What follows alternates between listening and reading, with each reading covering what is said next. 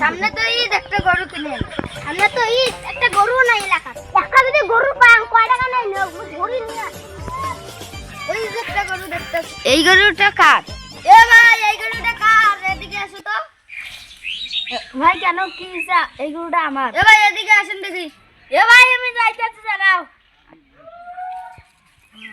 এ ভাই এই গরুটা কত বেচবেন? হ্যাঁ ভাই বেচবো। কয় টাকা দেবেন? কত নেবেন আপনি? 50,000 টাকা দাও। ওলা একটা গরু দেখবেন নিছি ভাই, কেমন দাম কই নিয়ে গেল। ও ভাই আমি গরু বেচবেন? আমি নিমু। এ ভাই এই গরু আমার দাম করছি 50,000 টাকা। ও ভাই 60,000 টাকা দেব। আমি 70,000 টাকা দেব এই গরুটাকে। আমি 80,000 টাকা দেব। আমি 1 লাখ টাকা দেব এই গরুটাকে। 2 লাখ টাকা দেব আমি। 3 লাখ, 4 লাখ, 5 লাখ, 6 লাখ, 7 লাখ, 8 লাখ, 9 লাখ, 10 লাখ। এ ভাই এই গরুটা ওনা দিয়ে দেন, আমি নেব না। এ ভাই আমার 10 লাখ টাকা দিয়ে গরু নিয়ে যাও। আমার কাছে 10 লাখ টাকা না, আমি কোথায় থেকে দেব? টাকা নাই যে এত গরু দাম করলো কেন? ও ভাই দাঁড়া আমি টাকা দিচ্ছি।